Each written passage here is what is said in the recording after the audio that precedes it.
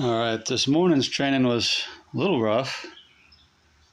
The deadlifting was kind of rough. Mostly the bar was a little moist this morning, and it kept trying to slip out of the right hand, so I just kept having to readjust it. But it moved a little slow. The squats were a little slow. The press, overhead press, was the roughest. Pressing was fine. And then this afternoon, everything was fine. It felt like a new person this afternoon. So you'll see at the end, really squatted real fast, deadlifted real fast, pressed pretty fast, and benched pretty good too. For training, I went to the gym and warmed up on 185 because I had already done the 175 here.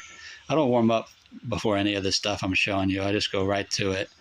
I do some rotations. I do about 5-10 minutes of rotating and some high kicks and stuff to stretch out the hamstrings and lower back and things like that. But no, I don't do any lower weights to work up to these. I just go to it. But yeah, then I did 225 for 7, which is, I got to film that. I snuck a little film footage into that, but that's the only thing I filmed at the gym today. So that's in the middle. And then I did another set of 4 of 225 and another set of 4 of 225 after the 7. If I stopped at 6, I might have got 6 and 6 and maybe 5, but I'm trying to push to 10. And once I get 3 sets of 10, then I'll worry about upping the weight. I take it a little more safe and cautious on the bench press. It seems just a little bit more dangerous of a workout than the other stuff.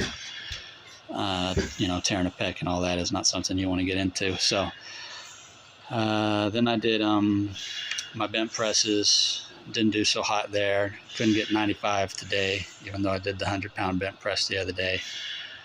And then I went to my narrow bench press, which is for the triceps, and my hands are about 1 fist apart from each other, so it's a really, really narrow bench press. And I did 135 for 10, and then 155 for 5, and then 165 for 5.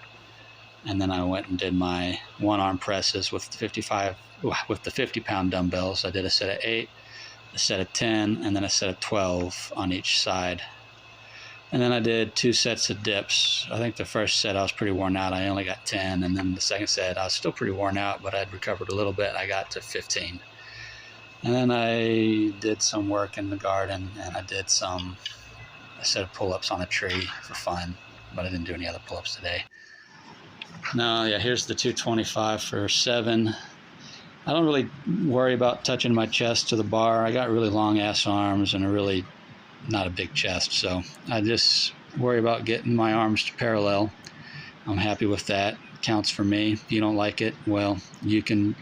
I don't really care. Right? I got plenty of range of motion with my long arms. I'm not worried about touching the chest. Parallel is all I care about.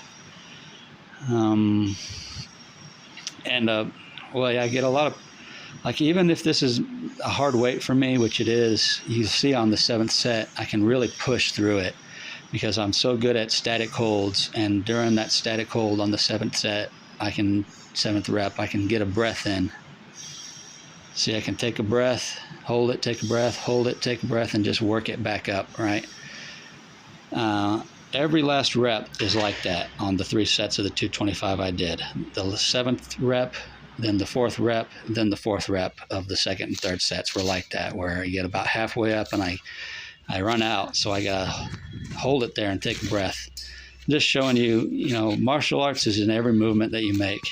When the paper is loose like that, or that's actually some really tough stuff, but when it's loose like that, it's hard to push through.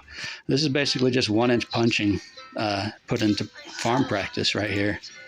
Every movement in construction is a martial arts movement to me. Every movement in daily life is a martial arts movement. If you figure out your proper martial arts movement and how to sync it up with your life, you train in martial arts all day long, every single day. If you're using your hips right, you use your body to whip your arms around, like even opening a door, push your hip forward, hinge your arm out with using your back and not your arm muscles, right? Grab the door and then torque your hip back and use your back to pull that arm. The arm is a lever, it's a hinge. You got your grip strength to hold on to stuff, but the arm is a hinge. You don't really use your arm muscles for punching except for to hold the structure once you reach the bag, right? And it's the hips and the feet that push the power through. The hips control everything and whip through the spine, but the power comes through the feet.